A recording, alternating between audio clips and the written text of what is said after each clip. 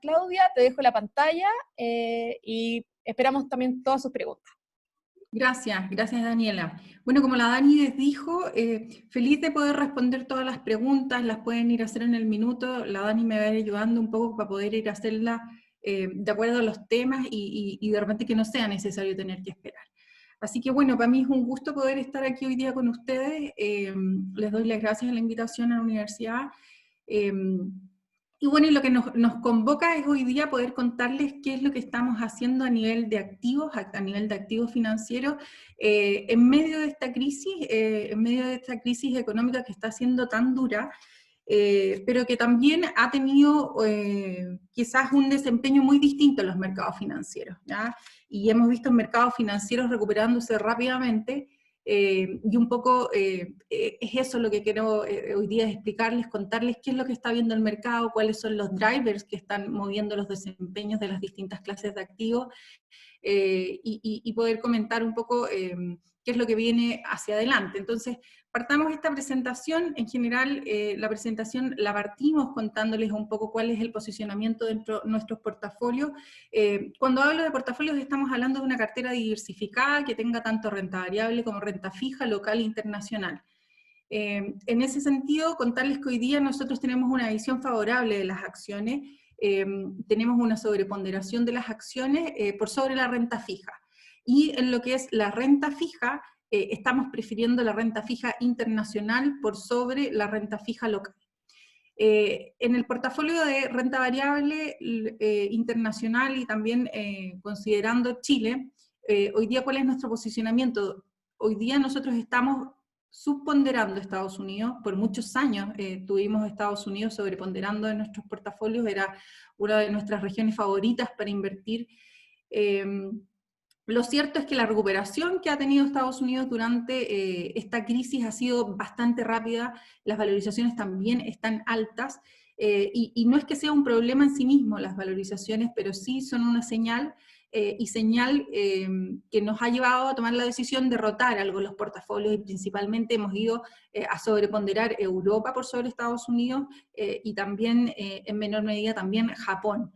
Esto no significa que no veamos buenas perspectivas en el caso de Estados Unidos o que Estados Unidos pueda experimentar malos retornos, no creemos que sea así, pero sí tiene que ver en que hemos capturado gran parte de esa recuperación y que quizás de hoy día para adelante vemos que regiones que han estado más rezagadas en esta crisis, en la recuperación, puedan tener mejor desempeño que Estados Unidos. Y ahí contarles que nuestro posicionamiento en mercados emergentes es negativo, nos gusta Asia emergente, lo teníamos sobreponderado hace un mes atrás. La verdad que las últimas noticias de las relaciones entre Estados Unidos y China nos llevaron a subponderar a pesar de esa tensa relación, la verdad es que China ha rentado muy bien, de hecho durante el último mes ha rentado algo más de 20% en dólares, lo cual es un retorno muy significativo.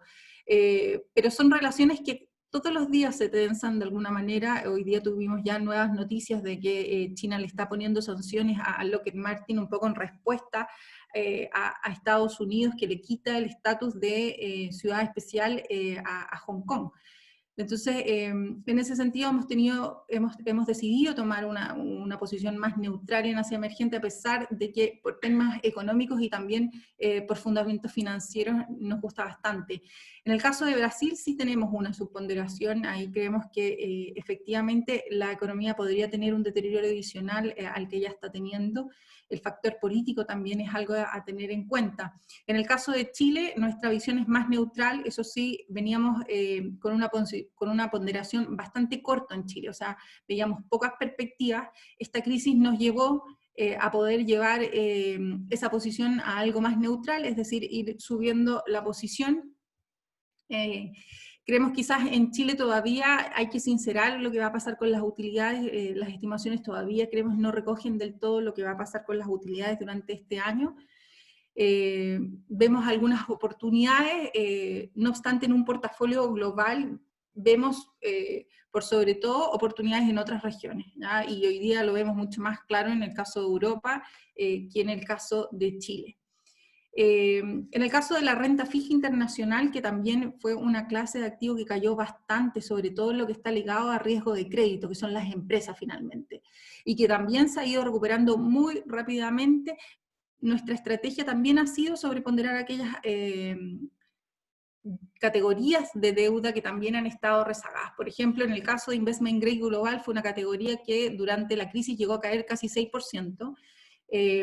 Hoy día está 6% positivo, o sea, desde el punto más bajo hasta ahora ha rentado algo más de 12%. Pero creemos que ya ha corrido bastante y que hay otras categorías que nos interesan. En ese sentido, Investment Grade LATAM, que son las compañías latinoamericanas que tienen bonos en dólares, son las compañías de más alta calidad a nivel latinoamericano, están rezagadas, también han tenido muy buen desempeño, pero algo menor que el investment grade, que las compañías investment grade americanas. Y también vemos espacio en los bonos emergentes en dólares.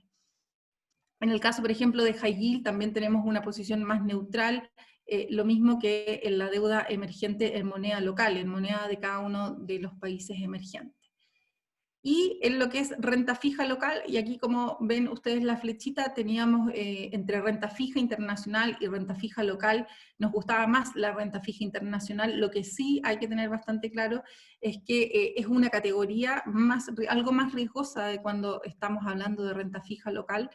Y en renta fija local lo que hemos hecho durante el último tiempo ha sido tener una estrategia que apunta a capturar una expectativa de inflación que el mercado tiene hoy día muy, muy baja, ¿ya? Anormalmente baja. Eso quiere decir que no significa que hacia adelante veamos mucha inflación. De hecho, probablemente este año vamos a terminar con una inflación bastante baja, en torno al 2%, pero sí que en los próximos años la inflación debiese ir convergiendo hacia el 3% que tiene de rango el Banco Central en inflación. El mercado, la verdad que lo tiene en un rango de 2,3% para los próximos 5 años, y es ahí donde se produce, a nuestro juicio, la oportunidad de posicionar un portafolio en lo que tiene que ver con la UEF más larga, no tanto la corta. Por lo tanto, sorpresas inflacionarias o IPCs bajos, que probablemente sí tengamos en los próximos meses, debiesen afectar menos al portafolio.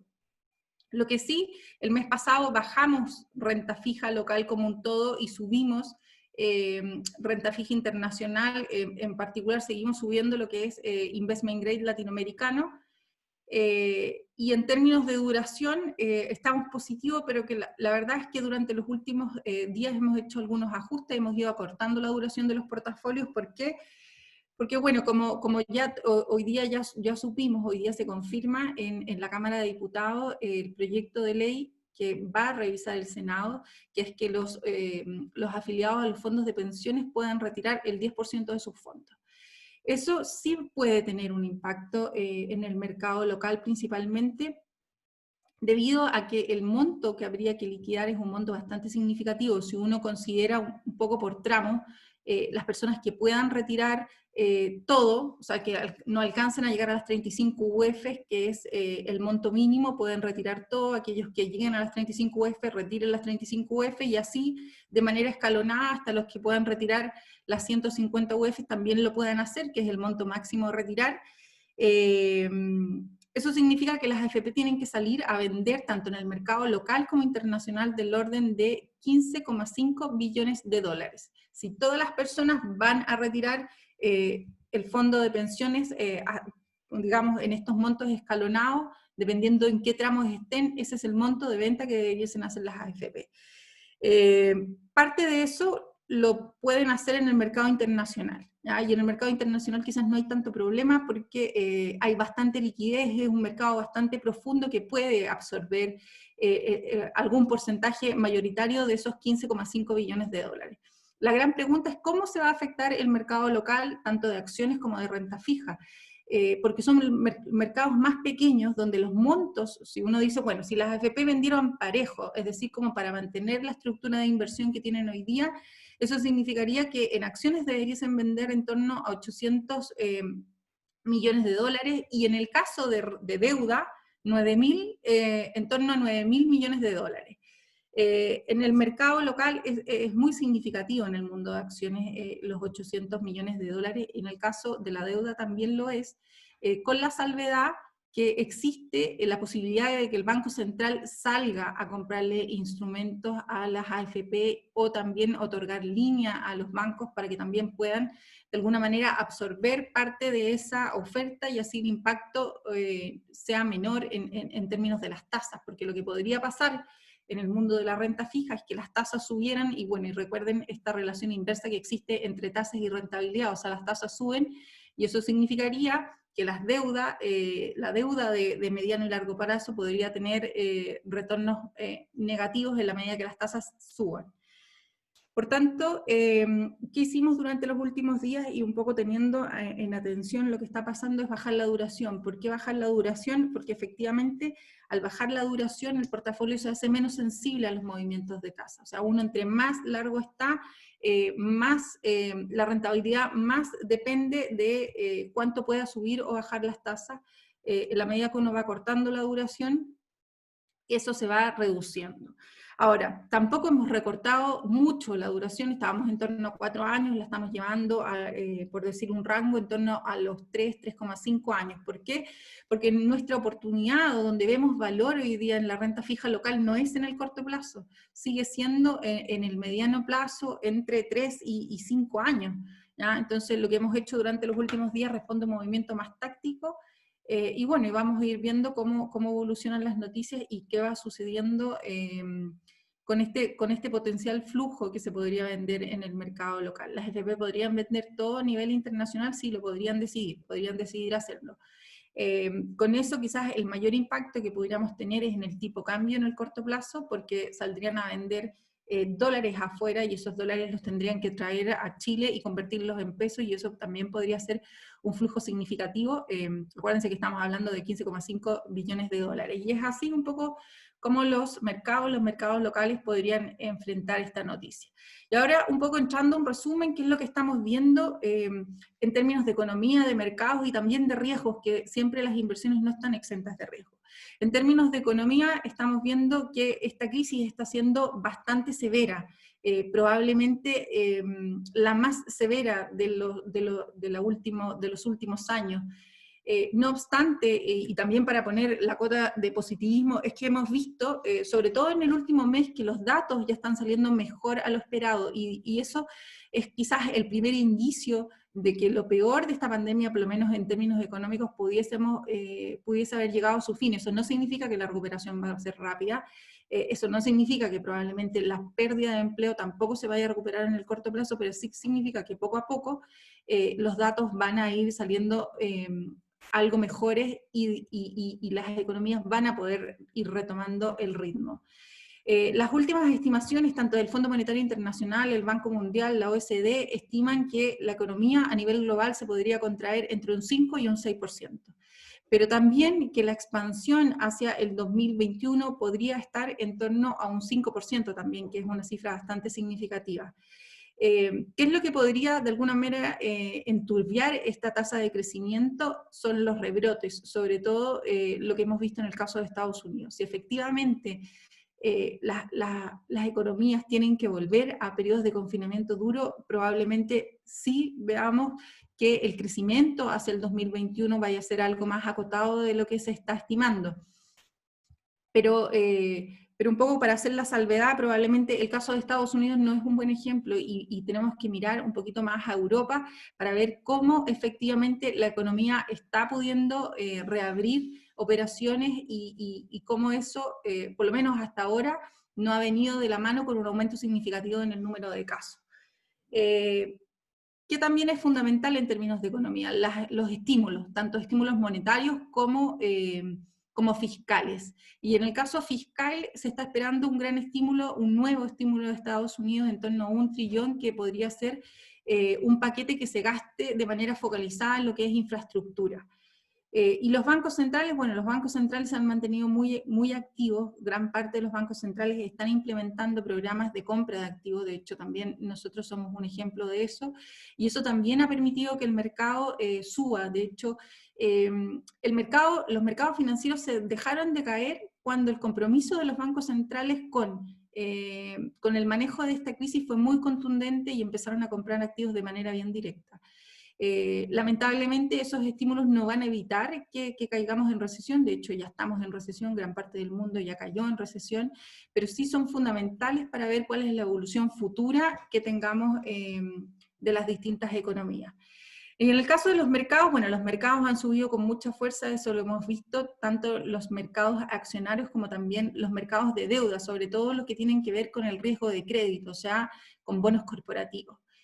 La volatilidad también ha tendido a disminuir, quizás tuvimos una leve alza hacia inicios de junio, pero la verdad a mediados de junio eso ha tendido a caer.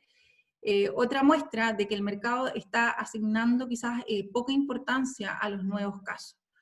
Y en el caso de las tasas, bueno, las tasas permanecen bastante bajas, la tasa del tesoro tendió a subir algo hacia 0,9, pero se mantiene en niveles históricamente bajos, o sea, la tasa nunca había tenido, la tasa por ejemplo de 10 años en Estados Unidos nunca había tenido un nivel más bajo del que estamos viendo ahora. De hecho, el promedio de los últimos 5 años está a niveles de 2%, por lo tanto un 0,6 es muy, muy bajo. Entonces, ojo también con la renta fija internacional que dependa de la tasa, o sea, la tasa base, salir a comprar bonos soberanos, por ejemplo, en el caso de Estados Unidos, quizás no sea una muy buena idea, porque lo que uno debiese ver en el tiempo es que las tasas tiendan a subir, probablemente no nos van a subir al 4% que teníamos, por ejemplo, en 2005, pero sí las tasas debiesen tender a subir paulatinamente, por lo menos hacia un nivel entre 1 y un 1,5. Y eso va a significar que alzas en tasa, probablemente esa categoría que ha rentado bastante bien, que son las tasas soberanas en todo el mundo, porque todos los países han bajado las tasas, tienda a devolverse. Fuerte alza también de los precios de los commodities, del cobre, del hierro, del petróleo. Acuérdense que el petróleo lo vimos en niveles negativos y hoy día la verdad que se encumbra algo más por ahí, en torno a los $40 el barril y bastante fuerte. Y lo que sí hemos visto también en el corto plazo es un dólar más débil. Eso significa que las monedas emergentes, pero por sobre todo el euro también se han tendido a apreciar, y eso es también otra de la tesis, porque nosotros también hemos hecho este switch de pasar quizás más inversiones desde Estados Unidos hacia Europa. ¿Qué riesgos vemos hacia adelante? Yo diría que están concentrados hoy día en 3 riesgos. El primero, el de los rebrotes, efectivamente, pero creemos que para poder estimar mejor qué es lo que puede pasar con una economía, es más fácil mirar el caso de Europa que el de Estados Unidos, y ahora en unos minutitos les voy a contar por qué. 2, elecciones en Estados Unidos. ¿Por qué? No porque las elecciones sean un tema en sí mismo o quién gane, pero la verdad es que hoy día las probabilidades de que Biden pueda salir electo como presidente son altas, pero no solo que pueda salir como presidente, sino que los demócratas puedan controlar el Senado. Entonces ya controlarían la Cámara de Representantes, y si es verdad esto se confirma, también el Senado. Eso significa que podrían pasar leyes de manera más fácil, y efectivamente en el programa de Biden hay una iniciativa que busca aumentar el impuesto corporativo de las empresas. Hoy día la tasa efectiva que pagan las compañías americanas está en torno al 16%, y la idea de Biden es al menos subirla a 10 puntos, o sea, estamos hablando de un alza de impuestos bastante significativa. Ahora, esto también podría venir acompañado de un mayor gasto, ¿ya? Entonces, no necesariamente esto significa que la bolsa deba reaccionar de manera negativa ante las elecciones, pero es cierto que las elecciones en Estados Unidos también, por lo incierta quizás que también fue, o por lo poco esperada que fue la elección pasada, son una fuente de volatilidad, y es algo que tenemos que monitorear de manera adicional. Y el tercer punto es el tema del conflicto con China y Estados Unidos, que de alguna manera está viviendo siempre en un estado permanentemente latente, y hay que ver en qué se materializa esto a nivel de la economía. Entonces, partamos un poco por ver si es que, ¿qué es lo que podemos hablar? Podemos hablar de segunda ola, de este rebrote, cómo es la situación en Estados Unidos, en qué contexto se da versus el caso de Europa.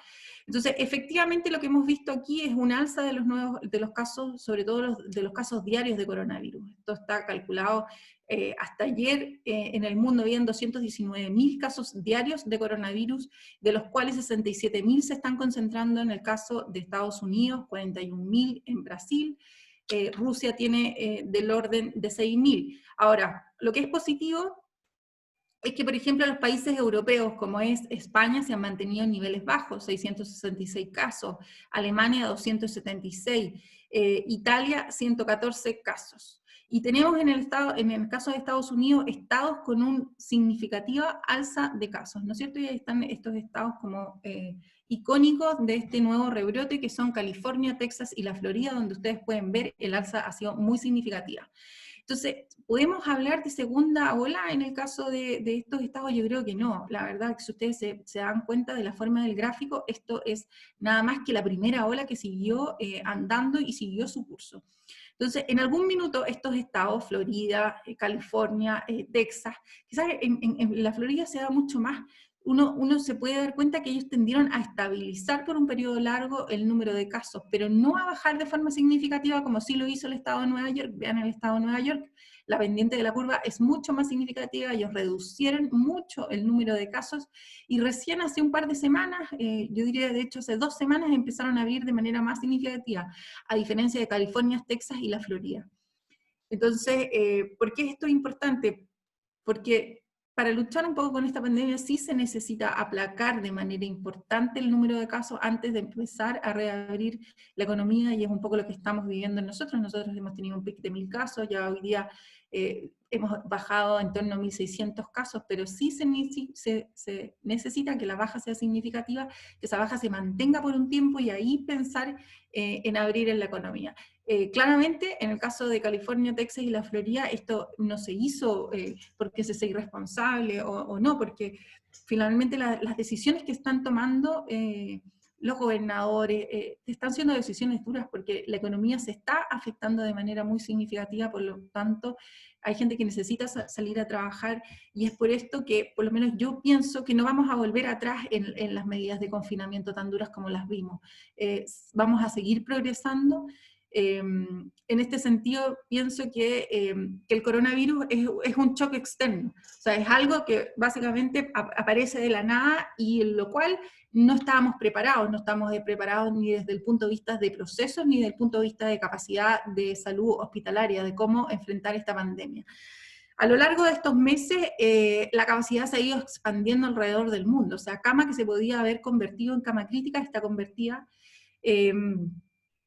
Procesos, han habido muchos avances en procesos, en cómo manejar esta pandemia, en qué medicamentos poder utilizar, y también creo que también alienta el desconfinamiento paulatino de las economías, el que estamos bastante cerca de poder encontrar una vacuna. De hecho, el mercado hoy día tuvo alzas bastante significativas y es un poco en función de eso. Así que bueno, aparte de ir monitoreando estas cifras y que hay que tenerle ojo, lo que sí es claro, por lo menos a mi juicio, que poco a poco lo peor lo estamos dejando atrás. En el caso de Estados Unidos, lo que también es positivo, a pesar de que este número de casos es altísimo, es que el número de muertes, si ustedes ven, el número de muertes también ha tendido a caer. Ahora, ojo aquí que esto podría tener un rezago y efectivamente en los próximos días ver un alza en el número de muertes, pero al menos hasta ahora lo que hemos visto ha sido un alza significativa, digamos, todo este periodo de nuevos casos que no han venido consigo con un mayor, con un alza también muy marcada con el número de fallecidos. Lo otro que también podemos ver es que los síntomas que tienen hoy día los americanos son más suaves, digamos, esto es lo que muestra este gráfico por las distintas ciudades, que lo que tenían en marzo. Ya esto también puede ser un rezago, o también que los nuevos contagios corresponden a gente joven que tiene menos sintomatología asociada a este virus, y también porque hay un mejor manejo de los tratamientos. Entonces, eso también un poco alienta esta mirada que estamos teniendo, que es que poco a poco va a seguir adelante la economía, van a seguir adelante los procesos de confinamiento. Hay algunas quizás regiones que van a tener que ir más lento, volver un poco atrás, otras irán acelerando, pero pensamos que esto así irá a ser. Y bueno, y un poco de aquí les mostraba la diferencia. Este es el caso, lo que veíamos, los casos diarios de coronavirus en Estados Unidos versus lo que pasa en Europa. Ya en Europa la baja fue bien significativa y los números de casos se han mantenido bastante estables. Diferencia de Estados Unidos, que sí bajó, pero no de manera tan significativa, se mantuvo estable y luego hemos registrado este pic. ¿Y eso qué ha significado? Bueno, que en el caso de Estados Unidos, esta movilidad, el índice de movilidad que calcula Google, un poco como para decir, oye, la actividad se está empezando a mover, sí o no, se tendió, vimos un alza en la actividad, se tendió más estable y hoy día estamos viendo en el margen una caída producto de las nuevas medidas. En el caso de Europa eso ha seguido adelante, si bien ha tendido a estabilizarse, ha seguido adelante. Y lo que es muy distinto y un poco y explica parte de nuestro posicionamiento es que en el caso de Estados Unidos los precios sí subieron con mucha fuerza, a diferencia de Europa que viene en una etapa mucho más rezagada. Un poco eso también apoya nuestra tesis de ir balanceando los portafolios más hacia Europa que hacia Estados Unidos.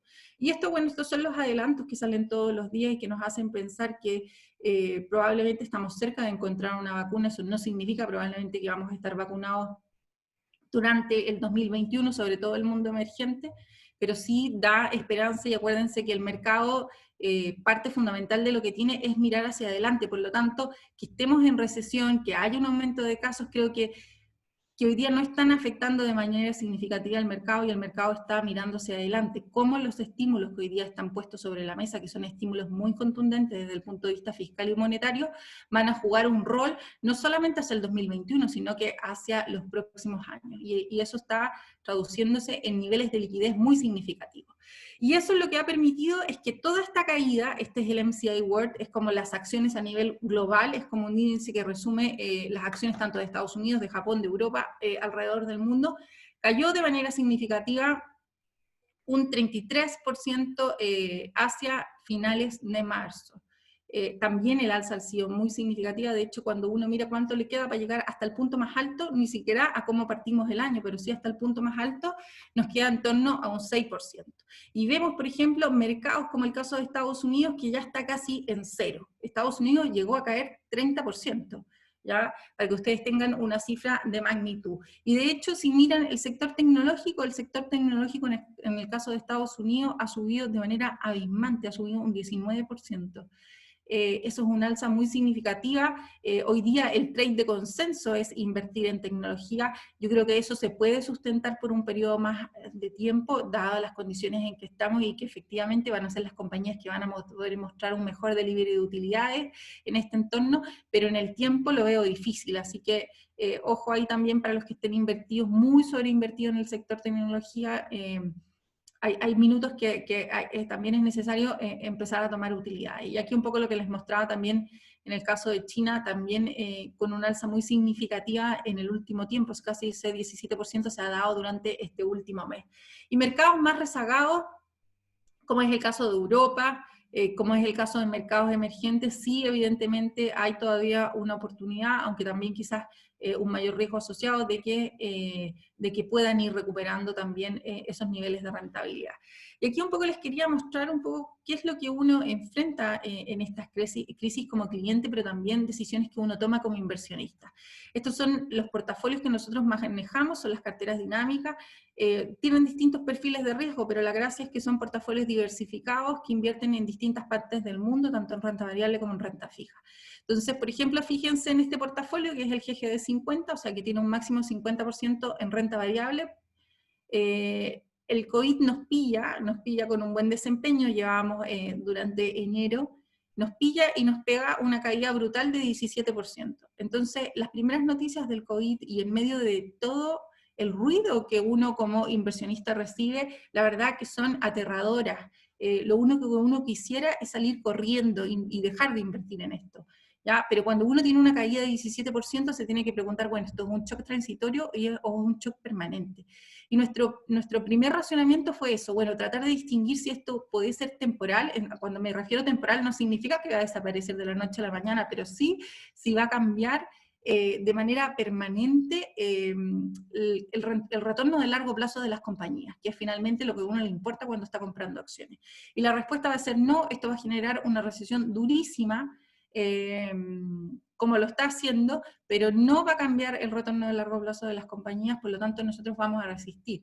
Y en la mitad de esta caída del 17%, muchos de nuestros clientes no aguantaron y se van a este tipo de instrumentos de depósito, ya que básicamente no dan nada, y que también cuando uno ya experimenta una caída de este tamaño, es difícil recuperar. O sea, si uno se va a un depósito, sobre todo hoy día en el contexto de tasas bajas, con tasa de política monetaria en el caso de Chile de 0,5, irse a un depósito o irse a un money market es que al mes vas a rentar 0,0 poco. ¿Ya? Por lo tanto, también los inversionistas tenemos que entender que las inversiones alternativas a las acciones, como podría ser la deuda local, va a tener en el tiempo retornos bajos, ¿ya? O sea, esto que encontrábamos nosotros un depósito que te podía pagar una tasa razonable, 0,2, 0,3, hace un par de años, eso ya no existe más, y la tasa de depósito va a ser muy, muy baja, la tasa que pueden encontrar en un money market va a ser muy, muy baja, por lo tanto, lograr retornos competitivos de nuestro ahorro en plazos más largos va a ser cada vez más un desafío. Y eso va a tener que ir incorporando poco a poco algo más de acciones para efectivamente lograr ese retorno algo más competitivo. Economía global.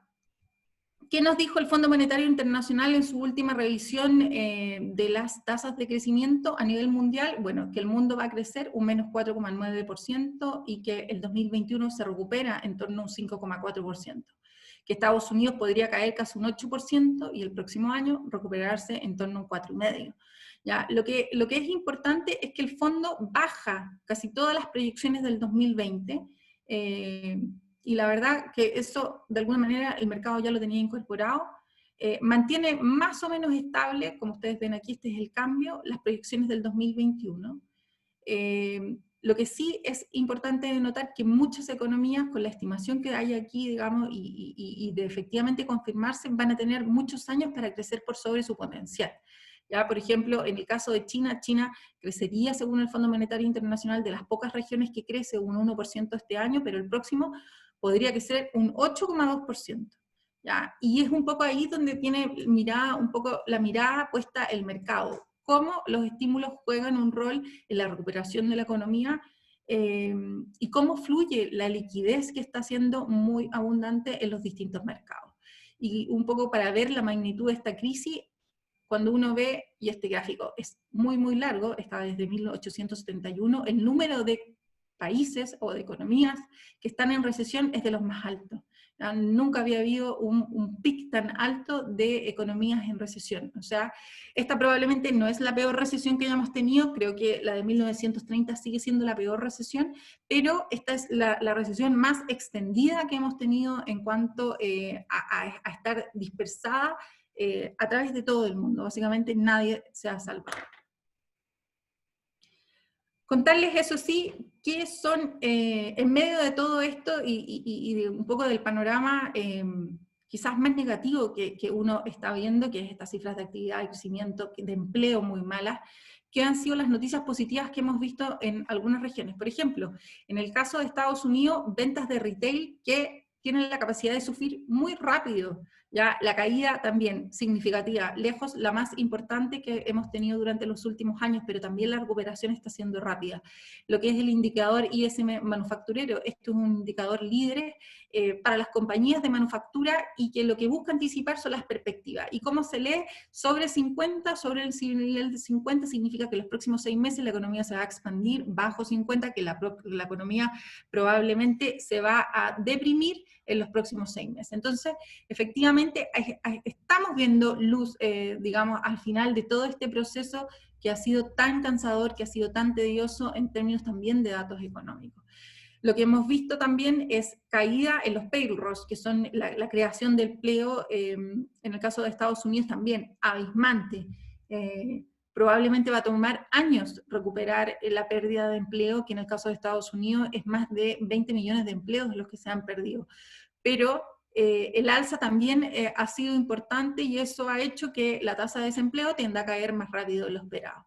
En el caso de Europa, por ejemplo, ventas minoristas también cayendo de forma significativa hacia mayo de este año, pero también junio, en la medida que han podido reabrir, ¡pum!, dato económico al alza, mostrando un crecimiento importante.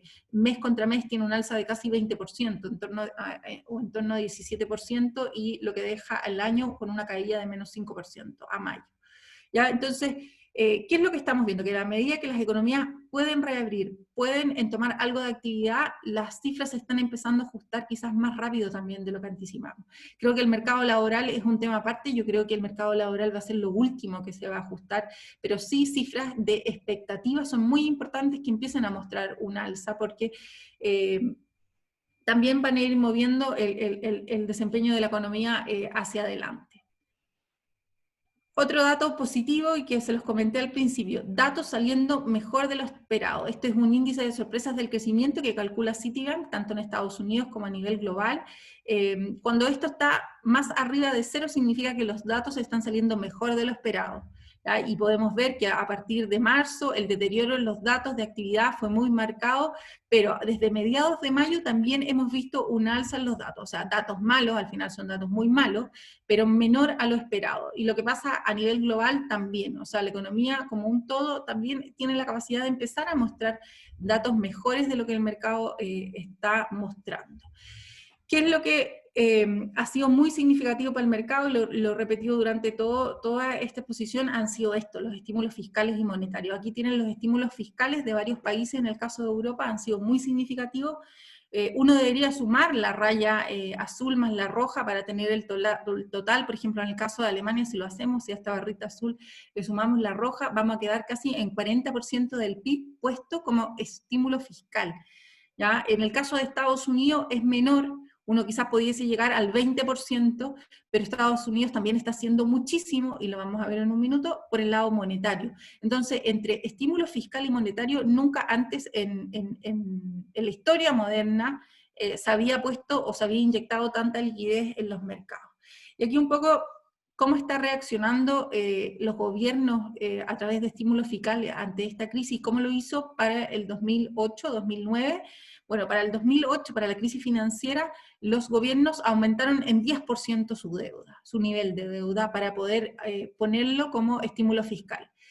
Durante el 2019, o digamos, durante el 2020, y reaccionando al COVID, los gobiernos han crecido su deuda en torno a un 19%. ¿Ya? La contracara de mayores estímulos es eso, que los gobiernos tienen que salir a endeudarse. Yo creo que finalmente eso no es malo per se, no queda otra, digamos, para poder hacer frente a la pandemia y a lo feroz que está haciendo esta crisis. Lo que sí es importante notar que esto va a tener una consecuencia más quizás en los próximos años, y es un poco lo que demuestra aquí el deterioro en los balances fiscales de los gobiernos, más deuda, bueno, claramente con la caída de ingresos que se han experimentado, con la caída de PIB que han experimentado los países, claramente eso también ha llevado a un mayor déficit fiscal. En el tiempo uno debiese ver que un mayor déficit fiscal también va a ir asociado a que las tasas también van a tener que subir. Quizás no hoy día, probablemente las tasas de política monetaria se tienen que mantener bajas, pero sí este mayor deterioro de las cuentas fiscales en los distintos países debiese hacer que las tasas de largo plazo tendieran a subir a nivel global. ¿Ya? Un poco no es algo que va a pegar ahora, probablemente no en el corto plazo, pero sí uno debiese esperar al menos en el mediano plazo ese comportamiento. Y aquí está lo que han hecho los bancos centrales, estos son los balances de los bancos centrales, aquí que se muestra la cantidad de activos que han salido a comprar. Ya vean cómo subieron sus balances para el 2008-2009 ante la crisis financiera. Miren lo que han hecho ahora. El balance de la FED ha pasado en muy corto plazo de estar en 4 trillones a subir a 7 trillones en los próximos meses. Se espera de aquí a fin de año que siga comprando del orden de 3-4 trillones de dólares. Para el próximo año también comprar 2 más. ¿Ya? El balance de la FED va a pasar de 4 a 13 trillones de dólares, y eso es mucho dinero en la economía, y que está teniendo sus impactos. ¿Por qué es importante hacer este link entre mercado financiero o mercado accionario y estímulos quantitative easing o estímulos monetarios no convencionales? Que es finalmente que los bancos centrales salgan a comprar activos al mercado. ¿Por qué es importante? Porque, por ejemplo, las lecciones que nos dejó la crisis financiera y cuando estos estímulos se empezaron a aplicar en mayor medida por parte de la FED. A partir del 2008 viene la crisis financiera, que es la FED, baja las tasas al máximo, ya no las puede bajar más, empieza a comprar activos. y empieza a subir su balance. La línea roja es su balance, la línea azul es el mercado, el S&P 500. El S&P 500, ¡pum!, sube. Quantitative Easing 2, segunda ronda de estímulos monetarios no convencionales, compra, aumenta el balance, después lo mantiene, pero crece el balance de la Fed. El mercado accionario, ¿cómo reaccionó? Subió. Llega el 2012, vuelta, nuevo Quantitative Easing 3, vuelve a subir el balance de la Fed, esta vez de manera más significativa que Quantitative Easing 1 y el 2, y el mercado también volvió a subir. Quizás la única vez que se rompe esta relación es a partir del 2014, cuando la Fed ya empieza a estabilizar su balance, vean aquí, y a partir del 2016, de frentón, quizás 2017, lo empieza a bajar. ¿Ya? ¿Por qué no vimos una caída de los mercados y vemos que el mercado sigue subiendo? Porque en este mismo periodo sale elegido Donald Trump, y una de sus mayores medidas fue bajar los estímulos a las compañías. Entonces, lo que él hace, reemplaza estímulo monetario por estímulo fiscal, y eso permite que las compañías puedan mostrar también buenas utilidades. De hecho, el nivel de utilidades fue bastante alto, y eso permitió que la bolsa siguiera subiendo. Y hoy día, ¿en dónde nos enfrentamos? Bueno, nos enfrentamos en que el balance de la Fed ya se había achicado a algo más bajo de 4 trillones, un poco este punto de partida que yo les conversaba. Llega la crisis del COVID y saltamos de manera muy significativa. En pocos días, en pocos meses, ya estamos, de hecho, mucho más arriba. Estamos en torno a 1 trillón, y el mercado también ha seguido subiendo. Lo que les comentaba, ¿qué es lo importante? Que en los próximos meses esta cifra se va a seguir incrementando, y hacia finales o a mediados del próximo año no sería raro ver estos 7 trillones de dólares que hay aquí hoy día a niveles de 13 trillones. Por lo tanto, mucho más liquidez para el mercado. Y eso es un poco lo que sustenta nuestra visión favorable en las acciones. Aquí pueden ver la masa monetaria, el M2 en Estados Unidos, mide cuánto dinero está circulando en la economía. Entonces, el alza es muy significativa. Este gráfico también está medido desde 1970. Fíjense un poco cómo subió la masa monetaria para la crisis financiera, aquí más o menos, y lo que está pasando ahora. Nunca en la vida habíamos tenido tanta liquidez en el mercado. Segundo punto importante, hay muchos todavía inversionistas, tanto inversionistas comunes como uno, pero también inversionistas institucionales en caja. Si uno calcula en Estados Unidos los inversionistas que están todavía en caja como porcentaje de la capitalización total del mercado, eso llega a un nivel del 11%. Y lo que hemos visto durante el último plazo son inversionistas que están aumentando los flujos. Esto, por ejemplo, es el flujo de inversionistas domésticos hacia ETF en el caso de Estados Unidos, que también son índices representativos de acciones en distintos mercados, y ha subido de manera progresiva. Entonces, vamos a ir viendo que esta liquidez que hay en el mercado va a ir fluyendo hacia los mercados financieros. Y la pregunta es, bueno, ¿hacia qué mercado financiero? Porque ahí podemos tener acciones y también tenemos las inversiones más seguras que yo les hablaba, aquellas inversiones, por ejemplo, en bonos del tesoro, inversiones en depósitos. Lo que pasa también que hoy día a nivel global, esas inversiones más seguras, por ejemplo, como la tasa del tesoro americano a 10 años, que son bonos soberanos de Estados Unidos a 10 años, te están entregando tasa de interés en términos reales negativa. Ya hablamos, esta tasa está muy baja, en niveles de 0,6 nominal, pero en términos reales no te paga ni la inflación. ¿Ya? Entonces, esa plata poco a poco va a ir fluyendo, y esta liquidez también, que este también es el agregado monetario de M2, va a ir fluyendo hacia acciones. Y así lo hemos visto. Por ejemplo, estas son las posiciones de los hedge funds en Estados Unidos, y en junio estaban muy, muy cortos. Y ahora lo que han hecho durante los primeros días de julio es acortar esa posición. ¿Por qué? Porque el mercado ha seguido subiendo. El mercado no espera, y muchos inversionistas institucionales se perdieron todo este rally que se ha llevado a cabo en poco tiempo. Por lo tanto, hay mayor presión. Entonces, en la medida que esa plata también vaya fluyendo hacia los mercados accionarios, la pregunta es, ¿dónde va a ir fluyendo? ¿Va a ir fluyendo hacia Estados Unidos o hacia aquellas regiones que están más rezagadas? Y es ahí donde entra el punto de la selectividad. Va a ir probablemente fluyendo a aquellas regiones más rezagadas, por ejemplo, el caso de Europa y Japón. Y aquí quizás el punto que ustedes han escuchado es que varios argumentan, bueno, pero las acciones están caras, y eso es cierto en la mirada del corto plazo.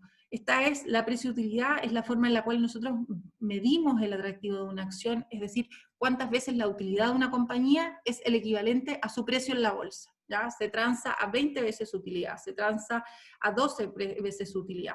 ¿Qué es lo importante? Es poder definir en cada mercado cuánto es ese múltiplo. Por ejemplo, en el caso de Estados Unidos, en el caso de que las acciones hayan valido menos, ha sido 10 veces su utilidad. En el caso que han valido más, es casi 23 veces su utilidad. ¿Dónde nos encontramos ahora? Muy cerca del techo del cajón, es decir, en lo más alto de las valorizaciones de los últimos años, teniendo la utilidad de los 12 meses incorporada dentro de ese múltiplo. Y este es el nivel promedio. ¿Ya? Entonces, efectivamente, las acciones en Estados Unidos se están transando con un múltiplo alto, muy alto en relación a la historia. Ahora, eso no es malo per se, como yo les dije, esto es un antecedente más porque, uno, lo que hemos visto en el último tiempo, suben los precios, cae la utilidad. La utilidad todavía no empieza a subir, por ejemplo, como hemos visto datos económicos que ya están empezando a darse la vuelta. Eso no ha pasado con las utilidades.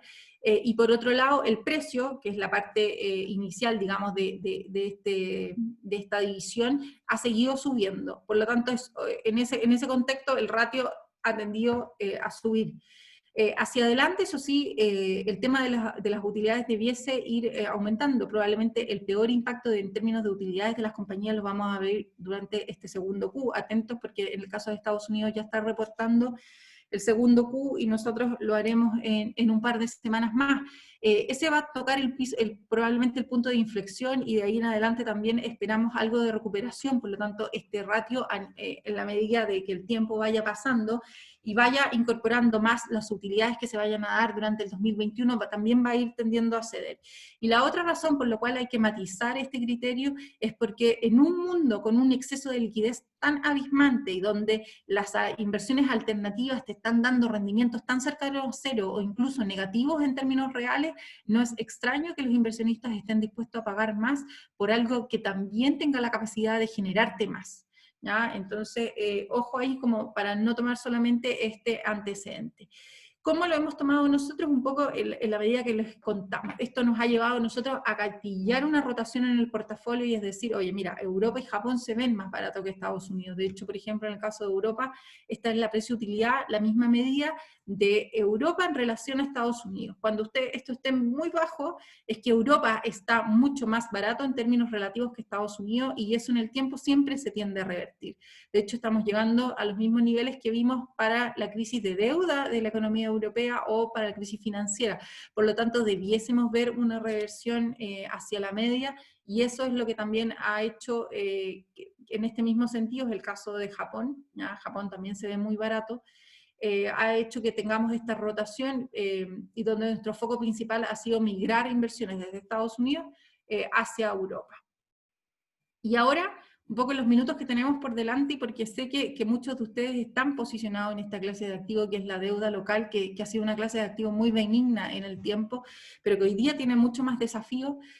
Un poco les quería explicar cuál es el posicionamiento en que estamos y dónde vemos oportunidades, porque la verdad que las oportunidades son pocas y ya se han ido materializando en alguna medida. Contarles que este es el escenario que tiene BCI para la economía local, ¿ya? Para Chile, en el escenario base, que como ustedes ven aquí dice escenario base, pero si ustedes se fijan bien no tiene una probabilidad tan alta de ocurrencia, un 50%, estamos esperando una caída en el PIB de 6,8%, o sea, una caída bastante significativa, una recuperación hacia el 2021 también importante de un 4,7%, inflación en niveles de 2%, ¿ya? Y para el próximo año 2,6%, que la tasa de política monetaria se mantenga baja, 0,5, probablemente eso no va a cambiar ni el 2021, y que el tipo de cambio esté en torno a los 800 pesos y quizás hacia el 2021 en 770, y esto tiene incorporado un precio del cobre más o menos en los niveles que estamos ahora, 2,8, quizás ahora está un poquito más alto, y un precio de petróleo de $40, ¿ya? ¿Qué es lo importante? Un poco que tengan en la retina estos niveles de inflación, porque un poco aquí es donde estamos viendo la oportunidad, 2% para este año, 2,6% para el próximo. Y este es un poco el comportamiento trimestre a trimestre que vamos a tener durante este 2020 y que nos va a llevar a crecer en torno al menos 6,8% en el escenario base, que es este celestito. Entonces, lo que podríamos ver durante el segundo trimestre es una caída violenta en torno a casi 16% de caída. ¿Ya? El tercer trimestre podríamos estar en torno a 11% y así nos vamos a ir lentamente recuperando hacia el cuarto trimestre, donde la caída pudiese estar en torno al menos 0,4% y eso finalmente compone el menos 6,8%. ¿Qué es lo importante aquí en las tasas? Y quizás mostrarles qué es lo que hemos vivido en el mundo de las tasas y si nos concentramos en estos grafiquitos que están aquí al final de la lámina. Veníamos nosotros tenemos harto más historia que el COVID hacia atrás, que un poco que haya influenciado en la dinámica de los activos locales, y aquí nos podemos ubicar en octubre del año pasado. Entonces, en octubre del año pasado lo que vimos efectivamente fue un alza de las tasas. Ya esa alza, por ejemplo, si ustedes ven aquí, en el caso de los pesos, también se dio. Estas son las tasas en peso y estas las tasas en UF. ¿Ya? Ahora, ¿cuál fue el comportamiento que siguió a eso? En el caso de los pesos fue caída muy significativa de las tasas. ¿Por qué? Porque vino el COVID. ¿Por qué? Porque el Banco Central bajó las tasas y eso hizo que las tasas en todos los plazos, vean aquí que estas son las tasas en pesos en 2, en 5 y en 10 años, cayeran de manera importante. A pesar de que en el último tiempo hemos visto un rebrote. Nosotros en pesos vemos poca oportunidad. ¿Por qué? Porque las tasas están en niveles históricamente bajos, muy, muy bajos. De hecho, vean que la tasa nominal a un año está en torno a 0,06, si la memoria no me falla. La TPM es 0,5. ¿Ya? Entonces, la tasa ya no puede estar más baja y de alguna manera los inversionistas están dispuestos hoy día a pagar más por el corto plazo, por estar en pesos. ¿Por qué? Porque están viendo que la inflación en el corto plazo viene muy baja. Ya viene baja porque el INE no ha podido tomar precios y hay muchos productos con precios cero, viene baja porque la economía tiene un deterioro enorme y que está afectando los precios. Pero eso no va a ser por siempre, ¿ya? Y es ahí donde está la oportunidad.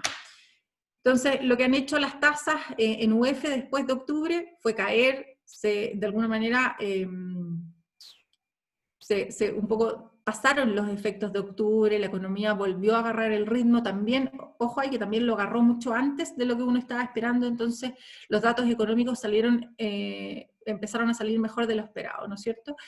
Y después viene la crisis del COVID y esto lo que genera es que nuevamente vuelvan a subir las tasas, sobre todo en el caso de la UF más corta, porque si ustedes ven en la UF más larga, tanto en 2 y en 5 años, eso no lo vimos, ¿ya? Porque el IPC como de mes a mes, tiene capacidad de mover mucho la curva más corta más que la curva larga. Entonces, y ahora un poco dónde está, y esto es un poco la situación de los spreads, ¿ya? Los spreads es como el nivel de riesgo que le asignan los inversionistas a las compañías, porque el spread tiene referencia a los bonos bancarios, o sea, no a los bonos bancarios, perdón, a los bonos corporativos, o sea, bancarios, de retail, constructora, todo. Aquí lo que hicimos, lo separamos por nivel de riesgo. AAA, probablemente puros bonos bancarios, los más seguros. AA, ya la clasificación empieza a caer en niveles de riesgo. Y lo que tenemos también aquí, mírense, en octubre tuvimos un alza, o sea, el mercado le asigna más riesgo a las compañías durante octubre. Eso vuelve a caer. Empieza lo del COVID, esto es marzo de este año, vuelve a subir, Banco Central empieza a dar medidas de liquidez, empieza incluso también a comprar bonos bancarios, recuerden que AAA mayoritariamente bonos bancarios, y eso hace que los spreads también caigan, y hoy día los niveles de spread ya están en niveles promedio. Lo mismo ha pasado con los AAA y los A, que son los más riesgosos, que ha costado que tiendan a caer, ya por lo menos también están registrando un alivio, bueno, y vamos a ver cómo evolucionan. Mercado está anticipando en los forward de inflación una inflación muy baja para el 2020, 1,53. Acuérdense que nuestro economista jefe Sergio Lehmann en el banco tiene un 2%, para el próximo año 2,48. Nosotros tenemos 2,6. La inflación podría llegar a ser un 1,5, creo que es probable, podría ser un 1.6, podría ser un 1.8, eso quizás no es lo que nosotros buscamos incorporar en nuestra tesis de inversión. En nuestra tesis de inversión, y de hecho los IPC que vienen para los próximos meses, como sale aquí, bajos. Por ejemplo, julio, IPC de julio en torno a 0.1, 0.04, ¿ya? Bajo. Agosto, 0.06, bajo. Los forward que están esperando, menos 0.02. De septiembre, incluso septiembre, va a ser un mes de inflación algo más alta, pero también bajo para los contextos históricos, 0.11. Los forward ya tienen un poquito más, 0.14, y recién en octubre vemos algo de mayor inflación, 0.23, ya en línea con los forward.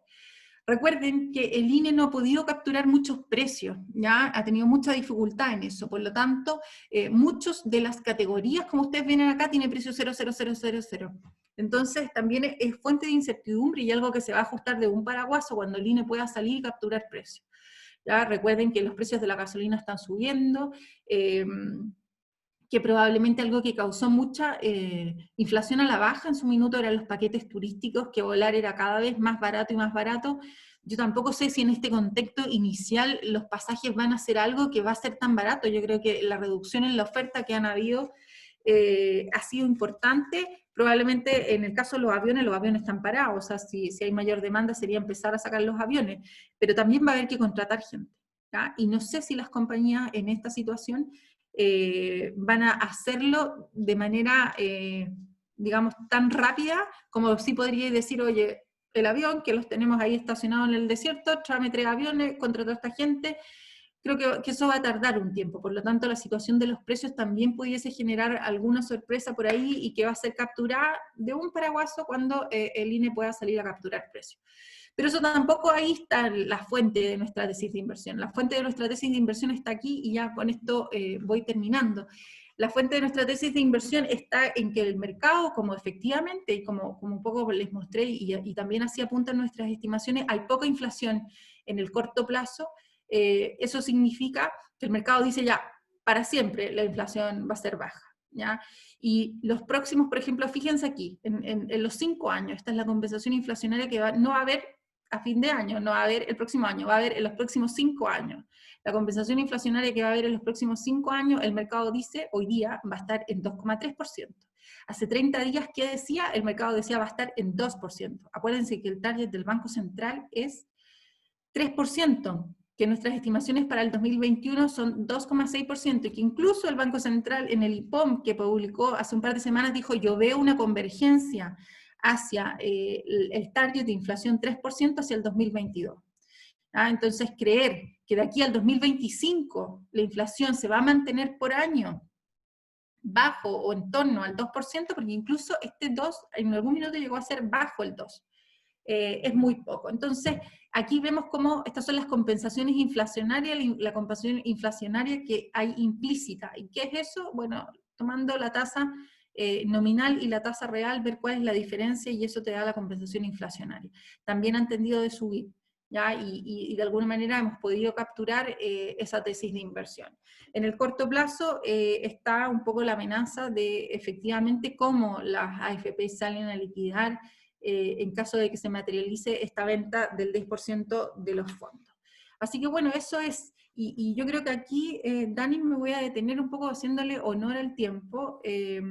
Esta presentación, bueno, en caso de que alguien la necesite, no hay ningún problema en que la podamos ver. Creo que hemos cubierto por lo menos las categorías más grandes de activo, y quisiera quizás dejar algunos minutos para que pudiéramos conversar si alguien tiene dudas o algunos aspectos quizás distintos de las cosas que hemos planteado aquí. Sí, de todas maneras, Claudia, y para todos los asistentes, en la página de Alumni va a quedar grabada la presentación y pueden acceder a ella cuando quieren, por si quieren revisar algo más. Te quería pedir, Claudia, que en el sistema de preguntas y respuestas hay una pregunta, que prefiero que la leas tú, como que tiene hartas aristas, no sé si la ves, de Rafael Valenzuela.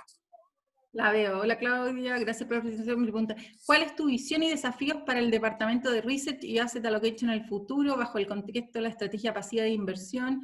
Tiende a tener un mejor performance, un menor costo. Hoy los desafíos para el research son varios, ¿ya? De hecho, en el caso, por ejemplo, del COVID, que es lo que nosotros creemos que hay que tener de visión hacia el largo plazo, que es más que una mirada pasiva, es una mirada que te pueda dar un mejor entendimiento de los riesgos que tú estás asumiendo a la hora de invertir, ¿ya? Y en ese sentido, yo creo que los principios de inversión responsable, de hecho nosotros como BCI Asset Management nos acabamos de adherir este mes a los principios de inversión responsable de la ONU, son un buen ejercicio, ¿ya? ¿Qué te dicen estos principios? En corto y en fácil te dicen, ten en consideración cuando tú hagas tu análisis de inversiones factores de medio ambiente, ten en tu análisis en consideración factores de gobierno y también de impacto social, ¿ya? ¿Por qué? Porque efectivamente no es una mirada de que tú no vayas a invertir, por ejemplo, en una empresa que a lo mejor, por ejemplo, su matriz es mayoritariamente carbón, sino que es una buena medida para que tú puedas entender mejor los riesgos a los cuales tú estás expuesto, porque con el tiempo hemos llegado al convencimiento que también evitar los riesgos o exigir un retorno adecuado para los riesgos que tú estás tomando te permite tener un mejor desempeño en el largo plazo, ¿ya? Y esa mirada que tiene que ver un poco con estos riesgos de medio ambiente, de gobierno, de cómo las compañías responden hoy día a la pandemia, poder invertir en aquellas compañías que sí lo hagan de mejor forma, y aquellas compañías que puedan evolucionar, va a tener mayor, va a ser un factor mucho más clave hacia adelante, ¿ya? Efectivamente, también, como veo las inversiones hoy día, la verdad que nadie que tenga tiempo y que tenga un manejo adecuado de las inversiones debiese tener dinero. El punto está el tiempo en el cual uno mantiene esas inversiones, ¿ya? Y en el mundo de mayor volatilidad en el que estamos viviendo, en el cual el mundo está mucho más conectado, quizás la volatilidad no excesiva, pero sí capaz de generar cambios importantes en el mercado, hace que la mirada que tengamos a la hora de invertir también tenga que tener un periodo más largo para poder efectivamente ver retorno. Ya la mirada más cortoplacista creo que tiende a hacerle un flaco favor a los inversionistas, en la medida que se pueda mantener. Claramente, cuando uno tiene un objetivo de inversión y ese objetivo o un objetivo para el cual está invirtiendo y ese objetivo se acelera en el tiempo, bueno, hay que liquidar las inversiones y por lo tanto ahí el tema es estar también en instrumentos que no tengan tanta volatilidad. Probablemente no van a tener tanto retorno, eso es un hecho, pero que tampoco estén expuestos a la volatilidad que se pueda enfrentar. Eso. Perfecto. Hay otra pregunta de Denise Moyano. Dice, con respecto al inicio de la presentación, en relación con los instrumentos de renta fija, ¿cómo podemos realizar nuestras inversiones en el extranjero en un instrumento de renta fija? ¿Cómo lo pueden hacer? O sea, invertir en instrumentos, en inversiones internacionales, lo pueden hacer desde Chile. Ya no solamente nosotros, sino que varios, por ejemplo, en el caso de los fondos mutuos, hay fondos mutuos que pueden invertir tanto en renta variable como en renta fija extranjera. Y lo que sí hay que tener claro ahí es a lo que uno se está exponiendo, que es a la clase de activos, pero también a la volatilidad del dólar con respecto al peso, ¿ya? Pero bueno, yo creo que los chilenos, y esto es quizás algunos temas que nosotros hemos venido viendo durante el último tiempo, los chilenos teníamos muchas inversiones en Chile, ¿ya? Teníamos departamentos en Chile, mucha renta fija en Chile, y en el último tiempo, gran parte de las necesidades de los clientes son diversificar, ¿ya? Contar con inversiones financieras que sean inversiones financieras de alguna manera más líquidas que la que podrían ser, por ejemplo, los bienes inmobiliarios, y que esas inversiones estén no solamente en renta fija local, sino que también puedan capturar oportunidades en instrumentos tanto de acciones como bonos afuera, donde el espectro en el cual uno puede invertir es mucho más amplio que el mercado local, que tiende a ser un mercado más pequeño. Perfecto. Hay otra pregunta de Marcelo Olivera. Dice, hola, ¿se puede invertir en renta variable europeo y o americana a través del BCI? Sí, nosotros tenemos fondos, fondos tanto del mercado accionario de Europa como de Estados Unidos.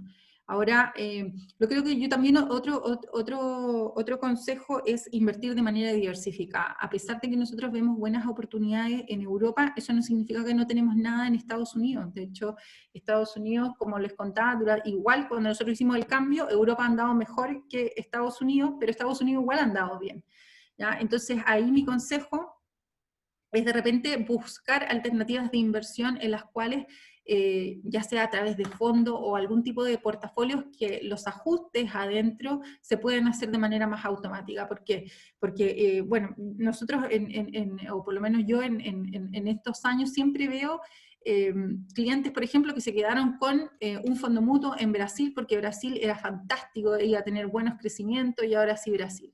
Eso puede ser así y el desempeño puede ser importante, pero cuando a veces uno no tiene tanto tiempo para manejar sus inversiones, cuando se dedica a otras cosas, lo importante también es estar diversificado y que la cartera que uno tenga pueda moverse sin que sea yo el que tenga que ejecutar una orden de decir, véndame esto, cómprenme esto, buscar un poco ese tipo de instrumentos que nosotros le decimos de gestión delegada. Un poco cuando yo te digo, oye, mira, yo soy este perfil, pero ojalá adentro seas tú quien pueda hacer, oye, me cambio de renta fija local a renta fija internacional, me voy de UF a peso. Eh, Creo un poco por el contexto en el que estamos viviendo ese tipo de vehículos, y también porque otorgan mucha diversificación, también son cada vez más recomendables. Perfecto. No tenemos más preguntas, Claudia. Te queremos agradecer tu disponibilidad, toda la explicación que nos diste. Y los invitamos a todos a seguir asistiendo al ciclo de charlas que estamos haciendo en Alumni. Estamos con charlas todos los lunes y los miércoles, así que extensiva la invitación para que puedan participar siempre. Buenísimo, Daniela. Muchas gracias por la invitación y que estén muy bien. Chao, buenas noches para todos. Chao.